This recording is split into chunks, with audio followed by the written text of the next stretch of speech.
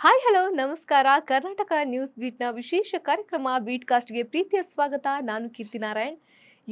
ಇವತ್ತು ನಮ್ಮೊಟ್ಟಿಗೆ ಒಬ್ರು ಅದ್ಭುತವಾದ ನಟಿ ಇದ್ದಾರೆ. ಇವರು ಅದ್ಭುತ ನಟಿ ಕೂಡ ಹೌದು, ನೃತ್ಯಗಾರ್ತಿ ಕೂಡ ಹೌದು, ಭರತನಾಟ್ಯಂ ಶಿಕ್ಷಕಿ ಕೂಡ ಹೌದು, ಭರತನಾಟ್ಯಂ ಕಲಾವಿದೆ ಕೂಡ ಹೌದು, ಹೆಸರಿಗೆ ತಕ್ಕಂತೆ ರೂಪವಂತೆ ಕೂಡ ಹೌದು. ತಮ್ಮ ಚಿಕ್ಕ ವಯಸ್ಸಿಗೆ ನಟನ ಇಂಡಸ್ಟ್ರಿಗೆ ಎಂಟ್ರಿ ಕೊಟ್ಟು ತಮ್ಮದೇ ರೀತಿಯಲ್ಲಿ ಛಾಪು ಮೂಡಿಸಿದಂಥ ಆ, ರೂಪಿಕಾ ಅವ್ರು ನಮ್ಮ ಜೊತೆ ಇದ್ದಾರೆ. ಬನ್ನಿ ಅವ್ರ ಜೊತೆ ಸಾಕಷ್ಟು ಮಾತಾಡ್ಸೋದಿದೆ. ಅದಕ್ಕಿಂತ ಮುಂಚೆ ಕಾರ್ಯಕ್ರಮಕ್ಕೆ ವೆಲ್ಕಮ್ ಮಾಡೋಣ. ಹಾಯ್ ಮ್ಯಾಮ್, ಹೇಗಿದ್ದೀರಾ? ಹಲೋ, ಹಾಯ್, ನಮಸ್ಕಾರ ಎಲ್ರಿಗೂ. ನಾನು ತುಂಬಾ ಚೆನ್ನಾಗಿದ್ದೀನಿ. ನೀವ್ ಹೇಗಿದ್ದೀರಾ? ನಾನು ಚೆನ್ನಾಗೇ ಇದ್ದೀರಾ? ನೀವು ಅಷ್ಟೇ ಮುದ್ದಾಗಿದ್ದೀರಾ. Thank you so cutie much. ಪೈ ಒಂಥರ ಚೆನ್ನಾಗಿದ್ದೀರಾ. ಓಕೆ. ಚಿಕ್ಕ ವಯಸ್ಸಿಗೆ ನಟನಾ ಇಂಡಸ್ಟ್ರಿಗೆ ಎಂಟ್ರಿ ಕೊಡ್ತೀರಾ. ಹೌದು. ಅಲ್ಲಿಂದ ಇಲ್ಲಿವರೆಗೂ ಜರ್ನಿ ಬಗ್ಗೆ ನಿಮ್ಗೆ ಏನ್ ಅನ್ಸುತ್ತೆ? ಇನ್ನ ಜರ್ನಿ ಚಿಕ್ಕದಾಗೆ ಇದೆ ಅಂತ ಅನಿಸ್ತಾ ಇದೆ. ಇಷ್ಟು ಬೇಗ ಇಷ್ಟೆಲ್ಲ ಮಾಡಕ್ ಸಾಧ್ಯ ಆಯ್ತಾ, ಅಥವಾ ಇನ್ನ ಎಷ್ಟೊಂದು ಮಾಡುವಂತ ಒಂದಷ್ಟು ಪ್ರೋಗ್ರಾಮ್ಸ್ ಇದೆ, ಎಷ್ಟೊಂದೆಲ್ಲ ಇವೆಂಟ್ಸ್ ಇದೆ, ಎಷ್ಟೊಂದೆಲ್ಲ ಕೆಲ್ಸಗಳಿದೆ ಅಂತ ಮುಂದೆ ಆಲೋಚನೆಗಳು ಕೂಡ ಇದೆ.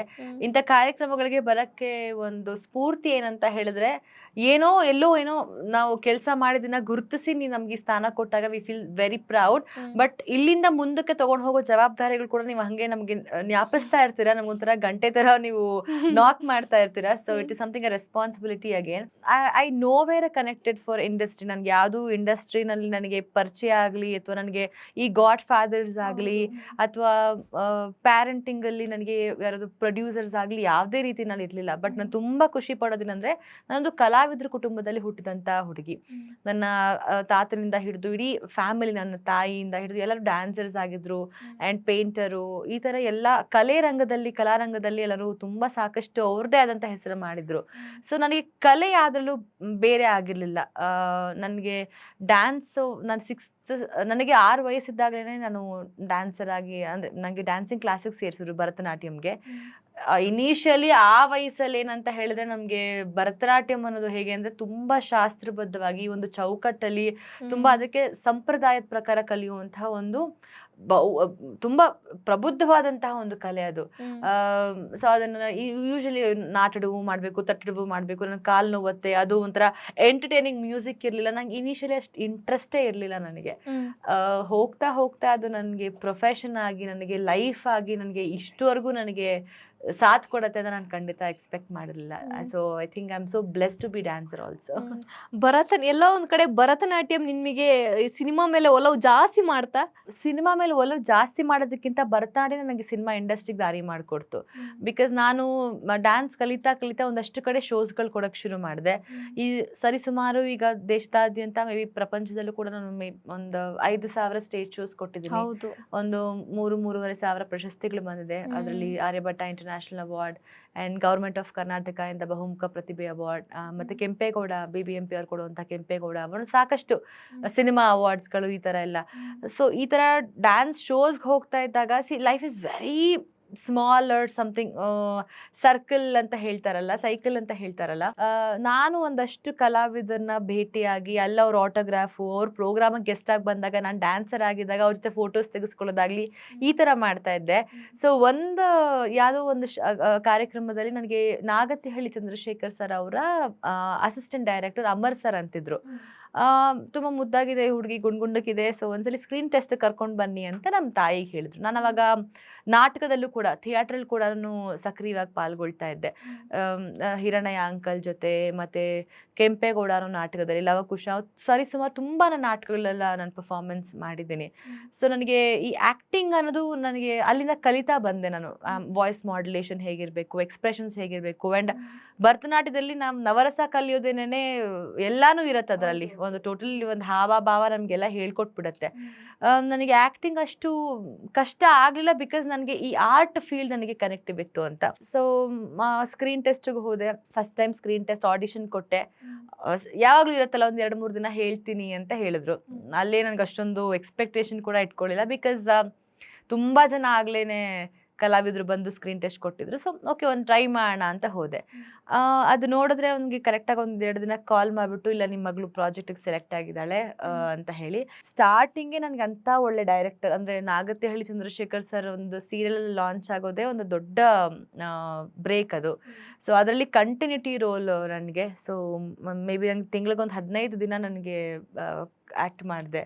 ಅದಾದಮೇಲೆ ಶ್ರೀನಿವಾಸ್ ಮೂರ್ತಿ ಅಂಕಲ್ ಅವರ ತ್ರಿವೇಣಿ ಸಂಗಮ, ಅದರಲ್ಲಿ ನನಗೆ ಫಸ್ಟ್ ಡ್ಯಾನ್ಸ್ ಮಾಸ್ಟರ್ ಬಂದು ನವೀನ್ ಕೃಷ್ಣ ಸರ್ ನನಗೆ.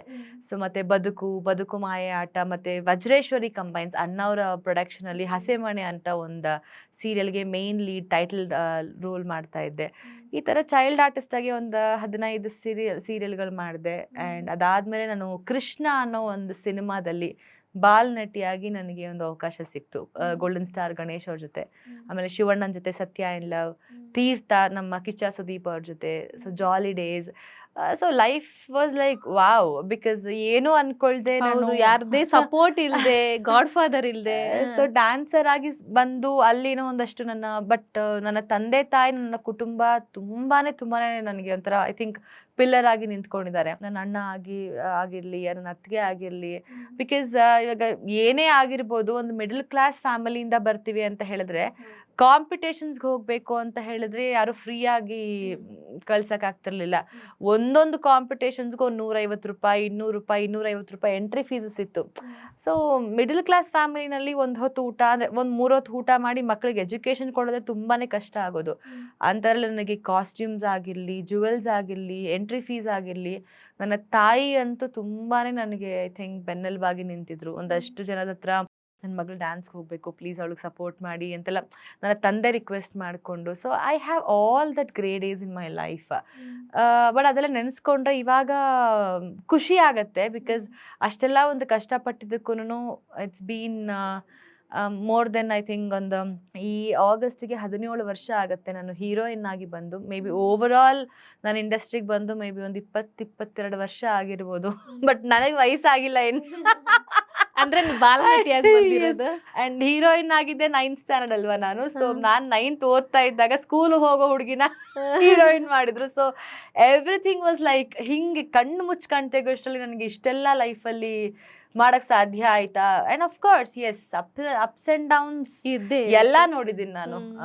ನೋಡ್ಬೇಕಾಗಿರೋದು ತುಂಬಾ ಇದೆ ಇನ್ನ. ಸೊ ಎಷ್ಟು ಒಳ್ಳೇದು ನೋಡಿದ್ದೀನೋ ಅಷ್ಟೇ ನಾನು ಡಾರ್ಕ್ ಶೇಡ್ ಆಫ್ ಲೈಫ್ ಕೂಡ ನೋಡಿದ್ದೀನಿ. ಬಟ್ ಅದೆರಡು ನೋಡಿದ್ದಕ್ಕೆ ಒಂದು ಖುಷಿ ಏನಂತ ಹೇಳಿದ್ರೆ, ಧೈರ್ಯ ಬಂತು, ಎಕ್ಸ್ಪೀರಿಯನ್ಸ್ ಆಯಿತು, ಆ್ಯಂಡ್ ನನಗೆ ನಾನೇ ಕಲಿತು ಮುಂದೆ ಇದು ಮಾಡಬಾರ್ದು, ಇದನ್ನು ಮಾಡಬೇಕು ಅಂತ ಒಂದು ಕಾನ್ಫಿಡೆನ್ಸ್ ಬಂತು. ಸೊ ಐ ಥಿಂಕ್ ಆ್ಯಂಡ್ ಎಲ್ಲ ಮೇನ್ ಅಂತ ಹೇಳಿದ್ರೆ ತಾಳ್ಮೆ, ಪೇಷನ್ಸ್ ತುಂಬಾ ಕಲಿತೆ ನಾನು ಇಂಡಸ್ಟ್ರಿನಲ್ಲಿ. So it is something going good. ಬಾಲನಟಿ ಆದ ಸಂದರ್ಭದಲ್ಲಿ ಪೇಮೆಂಟ್ ಎಲ್ಲ ಸಿಗ್ತಾ ಇತ್ತಾ ಸ್ಟಾರ್ಟಿಂಗ್ ಡೇಸ್ ಅಲ್ಲಿ? ಪೇಮೆಂಟ್ ಖಂಡಿತ ಸಿಗ್ತಾ ಇತ್ತು. ನನ್ನ ಸೀರಿಯಲ್ ಅಲ್ಲಿ ನಾನು ₹250 ನನ್ನ ಪರ್ ಡೇ ಪೇಮೆಂಟ್ ಇತ್ತು. ₹250 ನಾನು ಅವಾಗ ಸಂಪಾದನೆ ಮಾಡ್ತಾ ಇದ್ದೆ. ಒಂದಷ್ಟು ಕಡೆ ಪೇಮೆಂಟ್ ಸಿಗ್ತಾ ಇತ್ತು, ಒಂದಷ್ಟು ಕಡೆ ಖಂಡಿತ ಪೇಮೆಂಟ್ ಅಮ್ಮಂಗೆ ಹೋಗಿ ಕೊಡ್ತಾ ಇದ್ರೆ ಎಲ್ಲಾ ಪೇಮೆಂಟ್ ಅಮ್ಮಂಗೆ ಹೋಗಿ ಕೊಡ್ತಾ ಇದ್ದೆ. ಬಿಕಾಸ್ ಅವರಷ್ಟು ಸಂಸಾರ ನಿಭಾಯಿಸ್ಬೇಕಾಗಿತ್ತು. ಆ್ಯಂಡ್ ಸ್ಕೂಲ್ ಕೂಡ ಹಾಗೆ ಮ್ಯಾನೇಜ್ ಮಾಡಬೇಕಾಗಿತ್ತು. ಐ ಥಿಂಕ್ ಏನೇ ಮಾಡಿದ್ರು ಐ ಥಿಂಕ್ ತಂದೆ ತಾಯಿಗೆ ನಾನು I use to respect their contribution. So ಒಂದಷ್ಟು ಚೆಕ್ ಬೌನ್ಸ್ಗಳು ಕೂಡ ಆಗಿದೆ.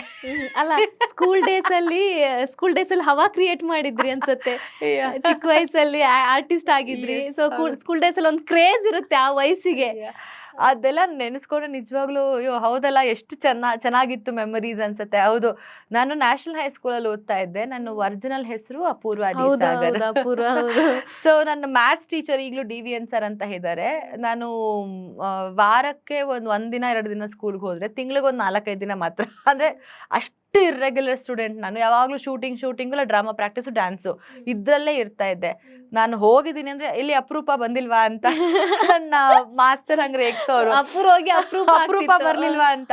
ನಾನು ಬಂದಿದ್ದೀನಿ ಅಂತ ಹೇಳಿದ್ರೆ ಇಡೀ ಕ್ಲಾಸ್ ಅಷ್ಟೇ ಒಂದು ತರಲೆ ಮಾತು, ಬರೀ ಇವಾಗ ನೋಡಿ, ಇವಾಗ್ಲೇ ನಾನ್ ಸ್ಟಾಪ್ ಆಗಿ ಮಾತಾಡ್ತಾ ಇದ್ದೀನಿ. ಈಗ ಇನ್ ಚಿಕ್ಕ ವಯಸ್ಸಲ್ಲಿ ಇನ್ನೆಷ್ಟು ಟಾಕೆಟಿವ್ ಆಗಿರ್ಬೇಕು. ನಾನು ಎಲ್ಲಾ ಮಾರ್ಕ್ಸ್ ಕಾರ್ಡಲ್ಲೂ ಇದ್ದಿದ್ದೆ ಟಾಕೆಟಿವ್. ನನಗೆ ಇದೊಂದು ಡೈರೆಕ್ಟ್ ಆಗಿ ನಮ್ಮ ಅಮ್ಮ ಅಪ್ಪ ಹೇಳೋರು, ಇವಳ್ದಿನ್ನೇನು ಕಂಪ್ಲೇಂಟ್ ಇರಲ್ಲ, ಮಾತು ಜಾಸ್ತಿ ಇರುತ್ತೆ ಅಂತ. ಸೊ ಎಸ್, ಅದೆಲ್ಲ ಇದೆ. ಅಂಡ್ ಲವ್ ಲೆಟರ್ಸ್ ಎಲ್ಲ ನನ್ನ ಸ್ಕೂಲ್ ಅಡ್ರೆಸ್ಗೆ ಬರ್ತಾ ಇತ್ತು. ನನ್ನ ಪ್ರಿನ್ಸಿಪಲ್ ಬಂದ್ಬಿಟ್ಟು ತಗೊಂಡು ಹೋಗಿ ಲವ್ ಲೆಟರ್ ಬಂದಿದೆ, ತಗೊಳಮ್ಮ. ಅದೇ ಯಾರ್ಯಾರೋ ಅಭಿಮಾನಿಗಳು ಅವಾಗ ಕಳ್ಸೋರು. ಸೊ ಅದೆಲ್ಲ cute memories to recollect. So ಮಜಾ ಇದೆ ಅದೆಲ್ಲ. ಯಾವ್ದು ಕ್ರೇಜಿ ಪ್ರಪೋಸಲ್ ಅಂತ ಬಂದಿರೋದು? Crazy proposals. ಅದೇ ಯಾವುದೋ ಒಂದು ಊರಿಂದ ಲವ್ ಲೆಟರ್ ಬಂದಿರೋದು, ಅದು ನನ್ನ ಪ್ರಿನ್ಸಿಪಲ್ ಕರೆದ್ಬಿಟ್ಟು ಫಸ್ಟ್ ಎಲ್ಲ ಫುಲ್ ಸೀರಿಯಸ್. ಅವಾಗ ಬೇರೆ ಎಕ್ಸಾಮಲ್ಲಿ ನಾನು ಮ್ಯಾಥ್ಸಲ್ಲಿ 2-3 ಮಾರ್ಕ್ಸ್ ತೆಗ್ದಿದ್ದೆ ನಾನು. ಸ್ಕೂಲ್ಗೆ ಹೋಗಿಲ್ಲ, ಓದೇ ಇರಲಿಲ್ಲ, ಮ್ಯಾಥ್ಸ್ ಅಂದ್ರೆ ಆಗಲ್ಲ. ಸೊ ಬಟ್ ಆಕ್ಚುಲಿ ಹೇಳ್ಬೇಕಾದ್ರೆ ಮ್ಯಾಥ್ಸ್ ಸರ್ ನನ್ಗೆ ಹೆಲ್ಪ್ ಮಾಡಿದ್ದು ಲಾಸ್ಟ್ ಅಲ್ಲಿ. ಸೊ 2-3 ಮಾರ್ಕ್ಸ್ ತೆಗ್ದಿದ್ದೆ. ಫುಲ್ ಎಲ್ಲ ನನ್ನ ಸ್ಟ್ಯಾಂಡಪ್ ಆನ್ ದ ಬೆಂಚ್ ಅಂತ ಹೇಳಿ ಎಲ್ಲ ಏನೋ ಬೆಂಚ್ ಮೇಲೆ ನಿಲ್ಲಿಸಿ ಎಲ್ಲ ಆಗಿತ್ತು. ಪ್ರಿನ್ಸಿಪಲ್ ಕರೀತಾರೆ, ಹೋಗ ಪೂರ್ವ ಅಂತ ಬೇರೆ ಅಂದ್ರೆ ನಾನು ಅಲ್ಲಿದೆ ಬಿಡು, ಮೇ ಬಿ TC ಕೊಡೋ ರೇಂಜಲ್ಲಿ ಅವರು ಹೋಗಿರ್ಬೋದು ಇವತ್ತು ಅಂತ ಹೇಳಿ ಫುಲ್ ಸೀರಿಯಸ್ ಆಗಿ ಹೋದೆ. ಬಂದ್ಬಿಟ್ಟು ಏನಿದು ಅಂತಂದ್ರು. ಗೊತ್ತಿಲ್ಲ ಸರ್ ಅಂತಂದೆ. ಯಾವುದೋ ಲೆಟ್ರ್ ಬಂದಿದೆ ನೋಡು ಅಂತ, ಓದು ಅಂತಂದ್ರು. ನನಗೆ ನೀಟಾಗಿ ಎಲ್ಲ ಓದ್ತಾ ಇದ್ದೀನಿ, ಎಲ್ಲ ಫುಲ್ ಪ್ರಾಸಬದ್ಧವಾಗಿ ಒಂದು ನನಗೆಲ್ಲ ಕವನ ಎಲ್ಲ ಬರ್ದು, ನನ್ನ ಸಿನಿಮಾ ಬಗ್ಗೆ ಬರ್ದು, ನನ್ನ ಬಗ್ಗೆ ಬರ್ದು, ಐ ಲವ್ ಯು ಇಂತಿ ನಿಮ್ಮ ಪ್ರೀತಿಯ ಅಭಿಮಾನಿ ಅಂತ ಅಡ್ರೆಸ್ ಬರ್ದಿದ್ದಾರೆ. ಏನಿದು ಅಂತಾರೆ. ಸರ್ ಲವ್ ಲೆಟ್ರ್ ಅಂತ. I was 8th standard, sorry 10th standard ಅವಾಗ. ಸೊ ಲವ್ ಲೆಟ್ರ್ ಸರ್ ಅಂತ ಹೇಳಿದೆ.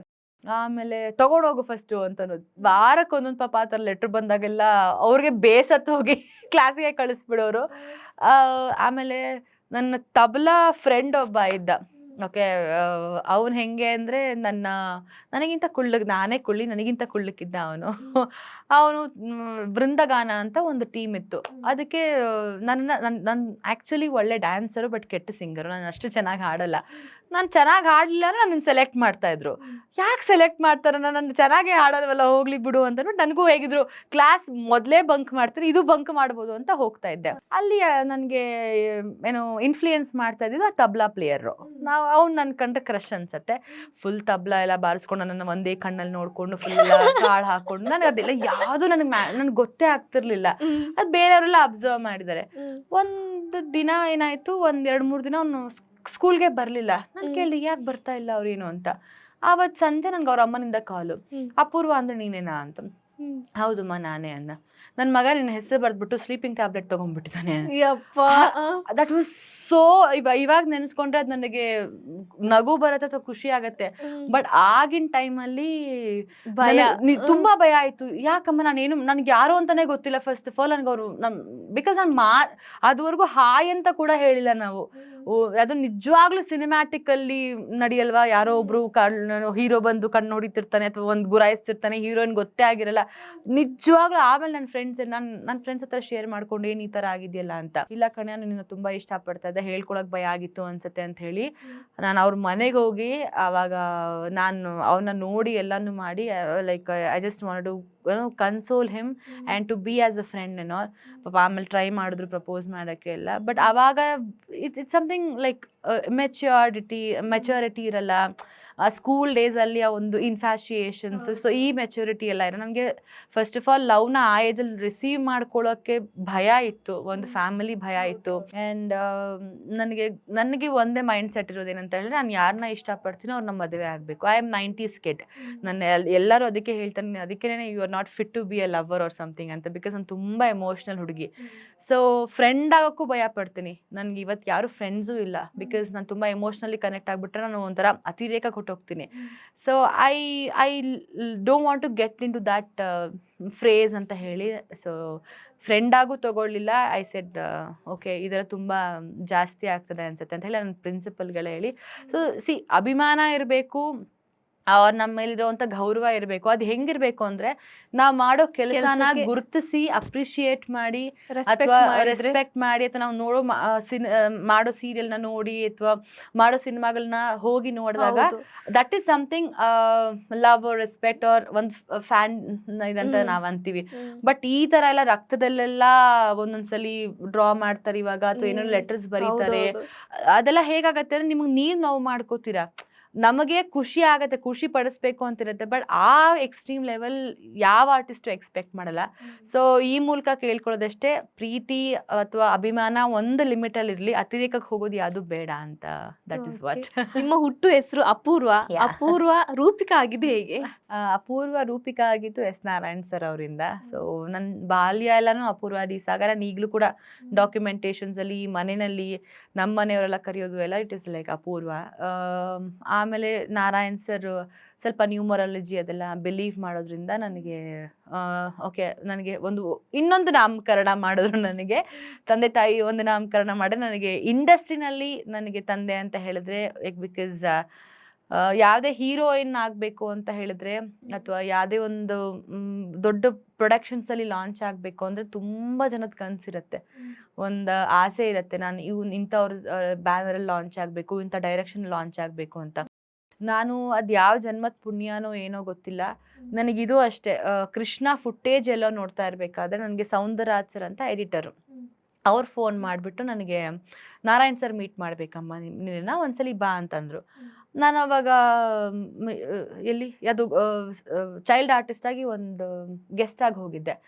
ಅಲ್ಲಿಂದ ಡೈರೆಕ್ಟಾಗಿ ನಾರಾಯಣ್ ಸರ್ ಮನೆಗೆ ಹೋಗಿದ್ದೆ. ಯಾಕೆ ಹೋಗಿದ್ದೀನಿ ಏನೂ ಗೊತ್ತಿಲ್ಲ, ಬರೀ ಒಂದು ಬಯೋಡೇಟಾ ಇಟ್ಕೊಂಡು I remember pink and blue ghagra ಹಾಕ್ಕೊಂಡು ಗೆಸ್ಟಾಗಿ ಡೈರೆಕ್ಟಾಗಿ ಆ ಒಂದು ದಿನ ಕೈನೆಟಿಕಲಿ ಹೋಗಿ ಎಲ್ಲೋ ದೂರದಲ್ಲಿ ಕೈನೆಟಿಕ್ ನಿಲ್ಲಿಸಿ ನಾನು ನಮ್ಮ ಅಣ್ಣ, ಯಾಕಂದರೆ ಅಷ್ಟು ದೊಡ್ಡ ಡೈರೆಕ್ಟರ್ ಮನೆಗೆ 2 ವೀಲರಲ್ಲಿ ಹೋಗಿದೆ ಹೆಂಗಿರುತ್ತೆ ಅಂತ ಹೇಳಿ ದೂರ ಎಲ್ಲೋ ನಿಲ್ಲಿಸಿ ಸೆಕ್ಯೂರಿಟಿ ಹತ್ರ ಹೋಗ್ಬಿಟ್ಟು ನಾರಾಯಣ್ ಸರ್ ಇದ್ದಾರಾ ಅಂತ, ಇಲ್ಲ ನಾರಾಯಣ್ ಸರ್ ಮನೆಯಲ್ಲೋ ಏನೋ ಅವರೆಲ್ಲ ಹೊರಗಡೆ ಹೋಗಿದ್ದಾರೆ ಅಂತ, ಅವರು ಫ್ಯಾನ್ ಬಂದು ಮಾತಾಡಿಸ್ತಾ ಇದ್ದಾರೆ ಅಂತ ಅಂದ್ಕೊಂಡ್ರು. ಆಮೇಲೆ ಅವ್ರಿಗೆ ಫೋನ್ ಮಾಡಿ ಹೇಳಿದಾಗ ಹೋದೆ.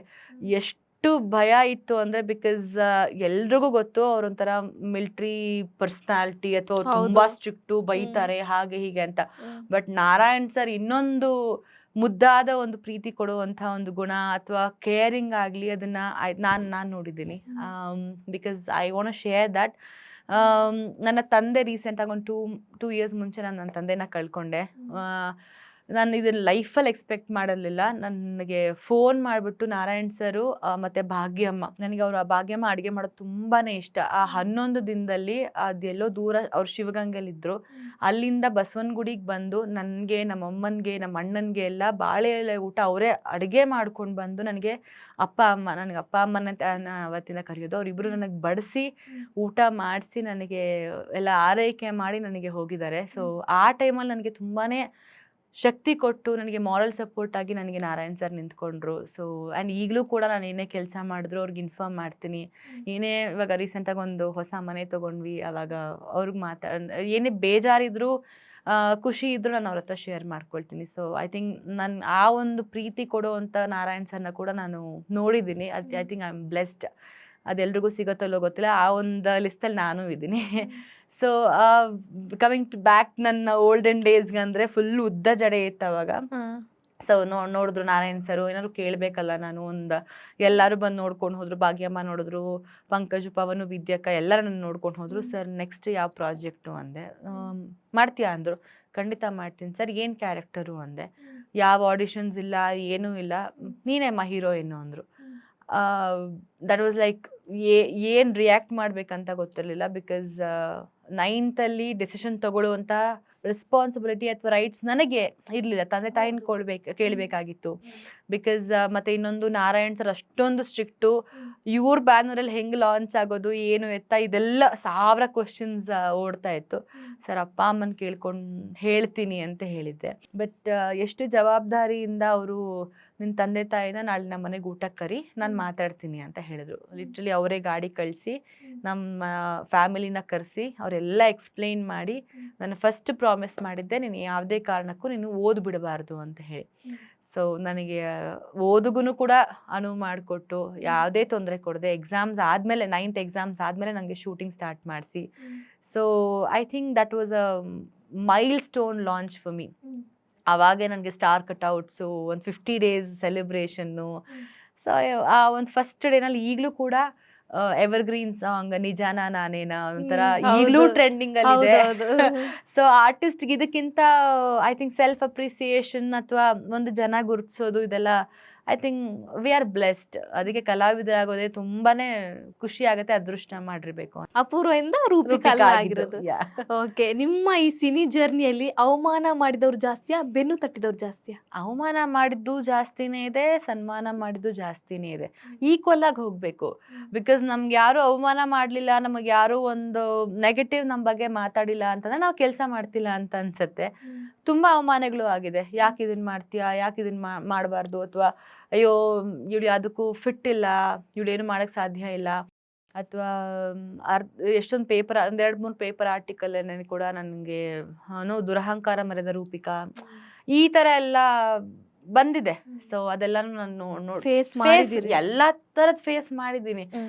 ಏನೇ ಕೆಲ್ಸಕ್ಕೆ ಮಾಡ್ಬೇಕು ಅಂತ ಹೋಗ್ತಾ ಇದ್ರು ಕೂಡ ಅಡ್ಡಗಾಲ ಹಾಕೋದು, ಯಾಕೆ ಮಾಡ್ಬೇಕು, ಎವ್ರಿಥಿಂಗ್, ಆ ಚಿಕ್ಕ ಚಿಕ್ಕ ಅವಮಾನಗಳು, ಮಾತಿನಲ್ಲಿ ಅವಮಾನಗಳು ಎಲ್ಲ ಫೇಸ್ ಮಾಡಿದ್ದೀನಿ. ಆ್ಯಂಡ್ ಯಾವುದೋ ಒಂದು ಮೇನ್ ಅವಾರ್ಡ್ ನನಗೆ ಸಿಗಬೇಕಾಗಿತ್ತು, ಅನೌನ್ಸು ಎಲ್ಲ ಬೇರೆ ಎಲ್ಲ ನನಗೆ ವಿಶ್ ಮಾಡಿ ಎಲ್ಲಾನು ಆಗೋಗಿತ್ತು. ಬಟ್ ಯಾವುದೋ ಒಂದು ಲಾಬಿಯಿಂದ ಏನೋ ಇನ್ಫ್ಲೂಯೆನ್ಸಿಂದ ನನಗೆ ನೆಕ್ಸ್ಟ್ ಡೇ ಪೇಪರಲ್ಲಿ ನೋಡ್ತೀನಿ ನನ್ನ ಹೆಸರೇ ಇಲ್ಲ, ಅದಕ್ಕೆ ಬೇರೆಯವ್ರ ಹೆಸರು ಬಂದಿರೋದು. ಸೊ ಎಸ್, ಇದೆಲ್ಲ ನನಗೆ ಕಲ್ತಿದ್ದೀನಿ ಪಾಠ. ಬಟ್ ಅದನ್ನು ನಾನು ಸ್ಟ್ರಾಂಗಾಗಿ ತೊಗೊಳ್ತೀನಿ. ಈಗಲೂ ಕೂಡ ಅಷ್ಟೇ, ಏನೇ ನನ್ನ ಲೈಫಲ್ಲಿ ನೆಗೆಟಿವ್ ಆದರೂ ಅದನ್ನು ಸ್ಟ್ರಾಂಗಾಗಿ ಫೇಸ್ ಮಾಡಿದ್ರೇ ಐ ಥಿಂಕ್ ಮುಂದೆ ಏನಾದರೂ ಸಾಧನೆ ಮಾಡ್ಬೋದು. ಆ್ಯಂಡ್ ನಾನು ಕಲ್ತಿರೋದು, ನಾನು ಇರೋದು ಕೂಡ ಹಾಗೆ ಒಂದಕ್ಕೆ ಸೀಮಿತ ಆಗಿರಬಾರ್ದು. ಆರ್ಟಿಸ್ಟ್ ಆಗಿದ್ರೆ ಬರೀ ಹೀರೋಯಿನ್ ಆಗೇ ತುಂಬಾ ವರ್ಷ ಸಸ್ಟೈನಬಿಲಿಟಿ ಇರಲ್ಲ. ಬಿಕಾಸ್ ಎಷ್ಟು ವರ್ಷ ಅಂತ ಹೀರೋಯಿನ್ ಆಗಿ ನಮ್ಮ ಜನ ನೋಡ್ತಾರೆ. ಪ್ರಾಕ್ಟಿಕಲ್ ಆಗಿ ಮಾತಾಡೋಣ, ಒಂದಷ್ಟು ವರ್ಷ ಅದಾದ್ಮೇಲೆ ನಾವು ಕೂಡ ಬೇರೆ ಏನಾದ್ರು ನಮ್ಮಲ್ಲಿ ಎಕ್ಸ್ಪೆರಿಮೆಂಟ್ ಮಾಡ್ಕೊಳ್ಬೇಕು. ಇವಾಗ ಇಲ್ಲ 50 ವರ್ಷನೂ ನಾನು ಹೀರೋಯಿನ್ ಆಗೇ ಇರ್ತೀನಿ ಅಂದ್ರೆ ಕಷ್ಟ ಇದೆ. ಸೊ ನಾನು ಆಮೇಲೆ ಸೀರಿಯಲ್ಸ್ ಅಲ್ಲಿ ಎಕ್ಸ್ಪೀರಿಯನ್ಸ್ ಮಾಡ್ತಾ ಇದ್ದೆ, ಸ್ಮಾಲ್ ಸ್ಕ್ರೀನ್ ಬಂದೆ, ನಾನು ಡ್ಯಾನ್ಸರ್ ಆಗಿ ಈಗಲೂ ಕೂಡ ನಾನು ಪರ್ಫಾರ್ಮೆನ್ಸ್ ಮಾಡ್ತೀನಿ, ನಿರೂಪಣೆ ಕ್ಷೇತ್ರದಲ್ಲಿ ಕೂಡ ನಾನಿದ್ದೀನಿ, ನಾನು ಆ್ಯಂಕರ್ ಕೂಡ ಮಾಡ್ತೀನಿ, ಆ್ಯಂಡ್ ಕೊರಿಯೋಗ್ರಾಫರ್ ಆಗಿದ್ದೀನಿ. ಆ್ಯಂಡ್ ಇವಾಗ ಇನ್ನೊಂದು ಮಾಧ್ಯಮದ ಜವಾಬ್ದಾರಿ ಕೂಡ ನನಗೆ ವಹಿಸಿದ್ದಾರೆ. So I think I am exploring myself in many ways. So ಏನಕ್ಕೆ ಅಂದರೆ ಏನು ಎಷ್ಟೊಂದೆಲ್ಲ ಮಾಡಬೇಕು ಅಂತಲ್ಲ, ಈಗಿನ ಜನ್ರೇಷನ್ಗೆ ಖಂಡಿತ ಆಪ್ಷನ್ ABCD ಇರಲೇಬೇಕು. ಸಂಬಂಧಗಳಲ್ಲ, ಟು ಬಿ ವೆರಿ ಪ್ರಿಸೈಸ್, ಸಂಬಂಧಗಳಲ್ಲಿ ಆಪ್ಷನ್ ABC ಇರಬಾರ್ದು, ಕೆಲಸದಲ್ಲಿ ಆಪ್ಷನ್ ABC. ಬಿಕಾಸ್ ಈಗಿನ ಕಾಂಪಿಟೇಷನ್ ಆ ತರ ಇದೆ. ನಾನೆಲ್ಲ ಅಂದ್ರೆ 100 ಜನ ಅಲ್ಲ 1000 ಜನ ಬಂದು ಆ ಕೆಲಸ ಮಾಡುವಷ್ಟು ಇವಾಗ ಆಪರ್ಚುನಿಟೀಸ್ ಇದೆ, ಕೆಲಸಗಾರರಿದ್ದಾರೆ. ಸೊ ನಮ್ಗೆ ನಾವು ಸೈಲೆಂಟ್ ಆಗಿ ಕೂತಿರಬಾರ್ದು ಅಂತ ಹೇಳಿದ್ರೆ ಬೇರೆ ಕಡೆ ನಮ್ಮಲ್ಲೂ ಏನೋ ಬೇರೆ ಬೇರೆ ಟ್ಯಾಲೆಂಟ್ಸ್ ಇರುತ್ತೆ. We should experience that, explore ourself. I think I love to explore myself. Okay, Rupika ಅವರೆಲ್ಲೋ ಕಾಣೆ ಆಗಿದ್ದಾರೆ ಅಂತ ಹೇಳೋಷ್ಟ್ರಲ್ಲಿ ದೊರೆಸಾನಿ ಸೀರಿಯಲ್ ಮೂಲಕ ವಾಪಸ್ ಎಂಟ್ರಿ ಕೊಡ್ತೀರಾ ಕಿರುತೆರೆಗೆ. ಸೊ ಆ ಒಂದು ಸೆಲೆಕ್ಷನ್ ಪ್ರೋಸೆಸ್ ಹೇಗಾಯ್ತು? Doresani was my another milestone. Small ಸ್ಕ್ರೀನಲ್ಲಿ ನಾನು ಕಮ್ ಬ್ಯಾಕ್ ಮಾಡಬೇಕು ಅಂತಂದಾಗ ಸ್ವಲ್ಪ ನಾನೊಂದು 6 ತಿಂಗಳು ಬ್ರೇಕ್ ತೊಗೊಂಡಿದ್ದೆ. ಬಿಕಾಸ್ ನಾನು ಡ್ಯಾನ್ಸ್ ಸ್ಟುಡಿಯೋ ಓಪನ್ ಮಾಡಬೇಕಾಗಿತ್ತು, ಒಂದಷ್ಟು ನಾನು ಡ್ಯಾನ್ಸ್ ಬಗ್ಗೆ ಫೋಕಸ್ ಮಾಡಬೇಕಾಗಿತ್ತು ಅಂತ. ಮತ್ತು ಮಜಾ ಟಾಕೀಸಲ್ಲಿ ನಾನು ಕೆಲಸ ಮಾಡ್ತಾ ಇದ್ದೆ. ಸೊ ನನಗೆ ಕಲರ್ಸಲ್ಲಿ ಆಲ್ರೆಡಿ ನಾನು ಮಜಾ ಟಾಕೀಸಲ್ಲಿ ಮಾಡಿದ್ರಿಂದ ನನಗೊಂದಷ್ಟು ಮಜಾ ಟಾಕೀಸ್ ನನಗೆ ಹೇಗೆ ಅಂದರೆ ಒಂದಷ್ಟು ವೆರೈಟೀಸ್ ಆಫ್ ಕ್ಯಾರೆಕ್ಟರ್ ಮಾಡೋಕ್ಕೆ ನನಗೆ ಅವಕಾಶ ಸಿಕ್ತು. ಬಿಕಾಸ್ ಅದೊಂಥರ ಹೇಗೆ ಅಂದರೆ stage to explore your self. ಅಷ್ಟು ಜನ ಕಲಾವಿದರ ಜೊತೆ, ಅಪರ್ಣಾ ಅಕ್ಕ, ಮಂಡ್ಯ ರಮೇಶ್ ಅವರು, ಅಥವಾ ದಯಣ್ಣ, ಸೃಜನ್ ಲೋಕೇಶ್, ಈ ಥರ ಕಲಾವಿದರ ಜೊತೆ ನಾವು ಗುರುತಿಸ್ಕೊಂಡಾಗ ಅಥವಾ ನಾವು ಆ್ಯಕ್ಟ್ ಮಾಡಿದಾಗ ಪ್ರಬುದ್ಧತೆ ಹೆಚ್ಚಾಗತ್ತೆ. ಆ್ಯಂಡ್ ನಮಗೆ ಇನ್ನೇನು ಸ್ಪಾಟ್ ಇಂಪ್ರವೈಸೇಷನ್, ಅದು ಹೆಂಗೆ ಅಂದರೆ ನಾವು ರಿಹರ್ಸಲ್ಸ್ ಮಾಡ್ತಿದ್ವಿ, ಬಟ್ ಅವ್ರುಗಳೆಲ್ಲ ಹೇಗೆ ಅಂದರೆ ಪಟ್ಟಂತ ಏನೋ ಒಂದು ಡೈಲಾಗ್ ತೊಗೊಳ್ಳೋರು, ಅದಕ್ಕೆ ಕೌಂಟ್ರ್ ಡೈಲಾಗ್ ನಾವು ರೆಡಿಯಾಗಿರಬೇಕು. ಸೊ ನಮ್ಗೆ ಎಷ್ಟು ಸಲ ಅದು ಎಕ್ಸ್ಪೀರಿಯನ್ಸ್ ಆಗಿದೆ ಅಂದರೆ, ಒಂದು ಸಲ ಆ್ಯಕ್ಷನ್ ಅಂದರೆ ಇಡೀ ಎಪಿಸೋಡ್ ಮುಗಿದ್ಮೇಲೆ ಕಟ್ ಅಂತಿದ್ರು. ಆ ಥರ ಕಾಮಿಡಿ ಪಂಚೆಲ್ಲ ವರ್ಕೌಟ್ ಆಗ್ತಿತ್ತು. ಸೊ ಐ ಥಿಂಕ್ ಮಜಾ ಟಾಕೀಸ್ ನನಗೆ ಇನ್ನೊಂದು ದೊಡ್ಡ ಶೋ ನನಗೆ ನನ್ನ ಲೈಫಲ್ಲಿ ತುಂಬ ಚೆನ್ನಾಗಿ ಆಯಿತು. ಆಮೇಲೆ ದೊರೆಸಾನಿ ನನಗೆ ಸ್ಕ್ರೀನ್ ಟೆಸ್ಟ್ ಹೋಗಿದ್ದೆ. ಒಂದು ಸಲ ಸ್ಕ್ರೀನ್ ಟೆಸ್ಟ್ ಹೋದಾಗ ನಾನು ಸೆಲೆಕ್ಟ್ ಆಗಿರಲಿಲ್ಲ. ತಿರ್ಗಾ 2 ಸಲ ಹೋದೆ, ಆವಾಗಲೂ ಆಗಿರಲಿಲ್ಲ. 3ನೇ ಸಲ ಹೋಗಿದ್ದಾಗ 3ಕ್ಕೆ ಮುಕ್ತಾಯ ಆಗಬೇಕು ಅಂತ ಅನ್ಸುತ್ತೆ. ಸೊ ಅಷ್ಟೆಲ್ಲ ಇಷ್ಟು ವರ್ಷ ಇಂಡಸ್ಟ್ರಿನಲ್ಲಿ ನಾನು ಕಾಣಿಸ್ಕೊಂಡು ಹೀರೋಯಿನ್ ಆಗಿ ಏನೇ ಬಂದರೂ ಕೂಡ ಹೇಳಿಲ್ವಾ, ಏನೇ ಶುರು ಮಾಡಬೇಕಾದ್ರೂ ತಿರ್ಗಾ ಸ್ಕ್ರ್ಯಾಚ್ ರೂಟಿಂದ. ಇವಾಗ ನಾವು ಇನ್ನೇನೇ ಸೀರಿಯಲ್ ಮಾಡಬೇಕಾದ್ರೂ, ಇನ್ನೆಲ್ಲೇ ಹೋಗ್ಬೇಕಂದ್ರೂ ನಾವು ಖಂಡಿತ ಇನ್ನೊಂದು ಸ್ಕ್ರೀನ್ ಟೆಸ್ಟ್ ಹೋಗಲೇಬೇಕು. ಲುಕ್ ಟೆಸ್ಟ್ ಅಂತೀವಿ ನಾವು ಅದನ್ನು. ಬಿಕಾಸ್ ನಾವು ಆ ಕ್ಯಾರೆಕ್ಟರ್ ಹೇಗೆ ಕಾಣಿಸ್ತೀವಿ, ಸೆಟ್ ಆಗ್ತೀವಾ ಇಲ್ವಾ, ಆ ಲುಕ್ ಸೆಟ್ ಆಗುತ್ತಾ. ಬಿಕಾಸ್ ಈಗ ಇಂಡಸ್ಟ್ರಿ ತುಂಬ ಡಿಫ್ರೆಂಟ್ ಆಗಿದೆ, ನೋಡೋವಂಥ ಆಡಿಯನ್ಸು ಚೇಂಜ್ ಆಗಿರೋದ್ರಿಂದ ಇಂಡಸ್ಟ್ರಿನೂ ಕೂಡ ಅಷ್ಟೇ ಡಿಮ್ಯಾಂಡ್ ಮಾಡುತ್ತೆ. ಸೊ ನಾನು 3 ಸಲ ದೊರೆಸಾನಿ ಲುಕ್ ಟೆಸ್ಟ್ಗೆ ಹೋಗಾದ್ಮೇಲೆ 3ನೇ ಸಲ ನಾನು ಓಕೆ ಆಗಿದ್ದು. ಸೊ ತುಂಬ ಚಾಲೆಂಜಿಂಗ್ ಇತ್ತು. ಫಸ್ಟ್ 50 ಎಪಿಸೋಡ್ಸ್ ಅಂತೂ it was very hectic. Because ತುಂಬ ಸಫೆಸ್ಟಿಕೇಟೆಡ್ ಆದಂತಹ ಹುಡುಗಿ ದೀಪಿಕಾ ತಂದೆ ಜವಾಬ್ದಾರಿ ತಗೊಂಡು, ಇಡೀ ಕುಟುಂಬ ಜವಾಬ್ದಾರಿ ತಗೊಂಡು CA ಓದಬೇಕು ಅಂತ ಹಠ ತೊಟ್ಟು ಒಂದು ಮಿಡಲ್ ಕ್ಲಾಸ್ ಫ್ಯಾಮಿಲಿನ ಒಂದು ಗಂಡು ಮಗನ್ ಥರ ನಡೆಸೋ ಅಂಥ ಒಂದು ತುಂಬಾನೇ ಮೆಚ್ಯೂರ್ಡ್ ಹುಡುಗಿ. ಅದೇ ಇಲ್ಲಿ ಅಪ್ಪನ ಪ್ರೀತಿ ಬಂದಾಗಂತೂ ಕರಗೋ ಹೋಗುವಂತ ಹುಡುಗಿ. ಅಂಡ್ ಅಪ್ಪನ ಪ್ರಾಮಿಸ್ಗೋಸ್ಕರ ಅವಳ ಲವ್ ತ್ಯಾಗ ಮಾಡ್ತಾಳ, ಅಥವಾ ಇಷ್ಟು ತುಂಬಾ ಒಂಥರ ಮೆಚ್ಯೂರ್ಡ್ ಮತ್ತೆ ಕಿಡ್ಡಿಶ್ ಎಲ್ಲ ಥರದ ಕಾಂಪ್ಲೆಕ್ಸ್ ಇದ್ದಂಥ ಒಂದು ಕ್ಯಾರೆಕ್ಟರ್. ಆ್ಯಂಡ್ ನಾನು ಇಷ್ಟು ಲೌಡ್ ಆಗಿದ್ರು ಕೂಡ ಅಲ್ಲಿ ನಡೀತಾ ಇರಲಿಲ್ಲ. ನನಗೊಂದು 50 ಎಪಿಸೋಡ್ ನನಗೆ ಪಾಂಡು ಸರ್ ಅಂತ ಕನ್ನಡತಿ ಸೀರಿಯಲ್ ಡೈರೆಕ್ಟ್ ಮಾಡಿದವರು, ಅವ್ರು ನನಗೆ ಟ್ಯೂನ್ ಮಾಡಿದ್ರು. ಇಲ್ಲ, ಈ ಡೈಲಾಗ್ ಈ ಥರ ಬರಬೇಕು, ಈ ಮಾಡ್ಯುಲೇಷನ್ ಈ ಥರ ಬರಬೇಕು, ಈ ಎಕ್ಸ್ಪ್ರೆಷನ್ಸು ಇಷ್ಟು ಬರಬೇಕು, ತುಂಬ ಜಾಸ್ತಿ ಮಾಡಬಾರ್ದು. ನನಗೆ ಈ ಥರ ಟ್ರೈನ್ ಅಪ್ ಮಾಡಿ ಮಾಡಿ ಮಾಡಿ I think it was one of the hit show. Colours ಅಲ್ಲಿ ಅವಾಗ ದೊರೆಸಾನಿ ಅಂತ ಹೇಳಿದ್ರೆ ಈಗಲೂ ಕೂಡ ನನಗೆ ಎಲ್ಲಿ ಹೋದ್ರು ಕಡಿಮೆ ಪೀರಿಯಡ್ ಸೀರಿಯಲ್ ಇದ್ರೂ ಕೂಡ ಎಲ್ಲ ಮನೆಗೆ ಒಂದು ವರ್ಷ ನನ್ನ ದೊರೆಸಾನಿ ಜರ್ನಿ ಆಗಿತ್ತು. ಸೊ ಬಟ್ ಅದ್ರ ರೀಚ್ ನೋಡಿದ್ರೆ ಮಾತ್ರ ಈಗಲೂ ಕೂಡ ಎಲ್ಲಿ ಹೋದ್ರು ದೊರೆಸಾನಿ ದೊರೆಸಾನಿ ದೀಪಿಕಾ ಅಂತಾನೆ ಹೇಳ್ತಾರೆ. ಸೊ ದಟ್ ಇಸ್ ವಾಟ್ ಒಂದು ಪಾತ್ರ ನಾವು ಎಷ್ಟು ವರ್ಷ ಮಾಡ್ತೀವಿ ಅನ್ನೋದಲ್ಲ, ಯಾವ ಪಾತ್ರ ಮಾಡ್ತೀವಿ ಅಥವಾ ನಾವು ಯಾವ ಒಂದು ಪ್ರೊಡಕ್ಷನ್ ಅಲ್ಲಿ mainly. Because Milana Prakash sir ಅವರು ಯಾವುದೇ ಒಂದು ಸಬ್ಜೆಕ್ಟ್ ಮಾಡ್ತಾರೆ ಅಂತ ಹೇಳಿದ್ರೆ ಅದರಲ್ಲಿ ಹೆಣ್ಮಕ್ಳದಂತೂ ಒಂದು ಖಂಡಿತವಾಗ್ಲೂ ಮೆಸೇಜ್ ಓರಿಯೆಂಟೆಡ್ ಸೀರಿಯಲ್ಗಳೇ ಇರುತ್ತೆ. ಬಿಕಾಸ್ ಅವರು ಅಷ್ಟು ಒಂದು ಹಿಟ್ ಪ್ರೊಡಕ್ಷನ್ ಮಾಡಿದ್ದಾರೆ, ಇವಾಗ ಹಿಟ್ ಡೈರೆಕ್ಟರ್ ಕೂಡ ಪ್ರೂವ್ ಮಾಡ್ಕೊಂಡಿದ್ದಾರೆ. ಸೊ ಅಂತ ದೊಡ್ಡ ಪ್ರೊಡಕ್ಷನ್ ಹೌಸ್ ಇಂದ, ಬಿಕಾಸ್ ಅವರು ಡೈರೆಕ್ಟ್ ಆಗಿ ಹೇಳೋರು ನನಗೆ ಯಾವುದೇ ಆಡಂಬರ ಬೇಡ, ನನಗೆ ಬೇಕಾಗಿರೋದು ಪಾತ್ರಗಳು ನನಗೆ ರೀಚ್ ಆಗಬೇಕು ಅಂತ. ಸೊ ಐ ಥಿಂಕ್ ನನ್ನ ದೊರೆಸಾನಿನಲ್ಲಿ ರೀಲಾಂಚ್ ಆಗಿದ್ದು ಅಥವಾ ನನ್ನ ಫಸ್ಟ್ ಟೈಮ್ ನಾನು ಸ್ಮಾಲ್ ಸ್ಕ್ರೀನಲ್ಲಿ ಕಾಣಿಸ್ಕೊಂಡಿದ್ದು ಅಷ್ಟು ಮೆಗಾ ಹಿಟ್ ಸೀರಿಯಲ್ ಅಲ್ಲಿ ಐ ಥಿಂಕ್ ಈಗಲೂ ಅಷ್ಟೇ ಖುಷಿ ಇದೆ ನನಗೆ. ನಿಮ್ಮನ್ನ ಪ್ರೀತಿಸುವಂತ ಅಭಿಮಾನಿ ಅಂದ್ರೆ ಫ್ಯಾನ್ಸ್ಗಳಿಗೆ ನಿಮ್ಮಿಂದ ನೆಕ್ಸ್ಟ್ ಏನನ್ನ ಎಕ್ಸ್ಪೆಕ್ಟ್ ಮಾಡ್ಬೋದು ಅವರು? ಇಷ್ಟು ದಿನ ಎಕ್ಸ್ಪೆಕ್ಟೇಷನ್ಸ್ ಅನ್ನ ಫುಲ್ಫಿಲ್ ಮಾಡ್ತಾನೆ ಬಂದಿದ್ದೀನಿ. ಸೊ ಈಗ ಇನ್ನೊಂದಷ್ಟು ಜವಾಬ್ದಾರಿಗಳನ್ನ ತಗೊಳ್ತಾ ಇದ್ದೀನಿ. ಸೊ ಇಂಟರ್ನಲ್ ಚಾನಲ್ಸ್ ಅಲ್ಲಿ ಕೂಡ ಒಂದಷ್ಟು ಕೆಲಸಗಳು ನಡೀತಾ ಇದೆ. ಸೊ ಒಂದು ದೊಡ್ಡ ಸಂಸ್ಥೆ ಮೂಲಕ ನಾನೊಂದು ಚಾನಲ್ ಜವಾಬ್ದಾರಿ ಕೂಡ ನಾನು ಒಂದು ಮಾಡ್ತಾ ಹೋಗ್ತಾ ಇದ್ದೀನಿ. ಐ ಥಿಂಕ್ ಅಲ್ಲೊಂದಷ್ಟು ಎಕ್ಸ್ಪೆರಿಮೆಂಟ್ಸ್, ಇಷ್ಟು ವರ್ಷ ಆರ್ಟಿಸ್ಟ್ ಆಗಿ ಬೇರೆ ಒಂದು ರೆಸ್ಪಾನ್ಸಿಬಿಲಿಟಿ ಇದ್ದರೆ ಇವಾಗ ಇದೊಂದು ಬೇರೆ ಜವಾಬ್ದಾರಿ ಕೊಟ್ಟಿದ್ದಾರೆ. ಸೊ ಅದೊಂದಷ್ಟು ಕಾರ್ಯಕ್ರಮಗಳು, ಅದಾದಮೇಲೆ ಆಬ್ವಿಯಸ್ಲಿ ಮದುವೆ, ಒಂದು ಒಳ್ಳೆ ಲೈಫ್ ಪಾರ್ಟ್ನರ್ನ ಹುಡ್ಕೋ ಅಂತ ಒಂದು ಪ್ರಯತ್ನ. ಸೊ ಸಿನಿಮಾ ಒಳ್ಳೆ ಸಿನಿಮಾ ಅಂತ ಹೇಳೋದಕ್ಕಿಂತ ನನಗೆ ಪರ್ಫಾರ್ಮ್ ಮಾಡುವಂತಹ ಒಂದು ಕ್ಯಾರೆಕ್ಟರ್, ನಾನು ಇಲ್ಲಿ ಸೂಪರ್ ಸ್ಟಾರ್ ಅಥವಾ ಒಂದು ಆ ಥರ ಅನ್ನಿಸ್ಕೊಳ್ಳೋದು ಒಳ್ಳೆ ಕಲಾವಿದೆ ಅಂತ ಗುರುತಿಸ್ಕೊಳ್ಳೋದು ನಂಗೆ ತುಂಬಾ ಇಷ್ಟ. ಸೊ ಅದನ್ನು ಒಂದೆಲ್ಲೋ ಬೆಂಚ್ ಮಾರ್ಕ್ ಆಗಿ ಮಾಡಿದ್ದೀನಿ ಅನ್ಸುತ್ತೆ. ಸೊ ಒಳ್ಳೆ ಪಾತ್ರಕ್ಕಾಗಿ ಇನ್ನ ಕಾಯ್ತಾ ಇದ್ದೀನಿ. ಸೊ ಒಂದು ಒಳ್ಳೆ ಡ್ಯಾನ್ಸರ್ ರೋಲ್ ಬಂದರೆ ಮಾಡೋಕ್ಕೆ ನಾನು I think I am totally open ನಾವು. ಸೊ ಆ ಥರ ಒಂದು ಪಾತ್ರ ಕಾಯ್ತಿದ್ದೀನಿ. Thank you so much. ಒಂದಷ್ಟು ಮಾತಾಡಿದ್ರಿ, ಸಿಕ್ಕಾಪಟ್ಟೆ ನನಗಂತೂ ಸಿಕ್ಕಾಪಟ್ಟೆ ಖುಷಿ ಆಯ್ತು ನಿಮ್ಮ ಜೊತೆ ಮಾತಾಡಿ, ಒಂದಷ್ಟು ವಿಚಾರವನ್ನ ಶೇರ್ ಮಾಡ್ಕೊಂಡ್ರಿ. ಥ್ಯಾಂಕ್ ಯು ಸೋ ಮಚ್ ನಮ್ಮ ಕಾರ್ಯಕ್ರಮಕ್ಕೆ ಬಂದಿದ್ದಕ್ಕೆ. Thank you so much. ನಾನು ಎಷ್ಟೇ ತಲೆ ತಿನ್ನಿಸ್ಕೊಂಡಿದ್ದಕ್ಕೆ ಥ್ಯಾಂಕ್ ಯು. ತಲೆ ತಿಂದಂಗೆ ಅನ್ಸಿಲ್ಲ ಆಕ್ಚುಲಿ ಹೇಳ್ಬೇಕಾದ್ರೆ, ತುಂಬಾ ಖುಷಿ ಆಯ್ತು ಆಕ್ಚುಲಿ ಮಾತಾಡಿ. Thank you, it was very very nice and ನಿಮಗೂ ಒಳ್ಳೇದಾಗಲಿ. ಆ್ಯಂಡ್ ಈ ಚಾನಲ್ನ ಎಲ್ಲ ವೀಕ್ಷಕರಿಗೂ all the very best and happy new year. So ಇನ್ನಷ್ಟು ಈ ಚಾನಲ್ನ ಯಾರು ನೋಡಿಲ್ವೋ ಡಿಜಿಟಲಿ ಸಬ್ಸ್ಕ್ರೈಬ್ ಮಾಡಿ, ಕಮೆಂಟ್ ಮಾಡಿ, ಬೆಲ್ ಐಕನ್ನ ಒತ್ತಿ, ಹಾಗೆ ಆದಷ್ಟು ಶೇರ್ ಮಾಡಿ. ಎಸ್, ನೋಡಿದ್ರಲ್ಲ ವೀಕ್ಷಕರೇ, ಇದಿಷ್ಟು ನಮ್ಮ ಈ ಕಾರ್ಯಕ್ರಮದಲ್ಲಿ ರೂಪಿಕಾ ಅವರು ಜಾಯಿನ್ ಆಗಿ ಒಂದಷ್ಟು ಮಾತು ಹರಟೆ ಎಲ್ಲ ಮಾಡಿದ್ವಿ. ನೋಡ್ತಾ ಇರಿ ಕರ್ನಾಟಕ ನ್ಯೂಸ್ ಬೀಟ್, ನ್ಯಾಯ ನಮ್ಮೊಂದಿಗೆ, ನಾವು ನಿಮ್ಮೊಂದಿಗೆ.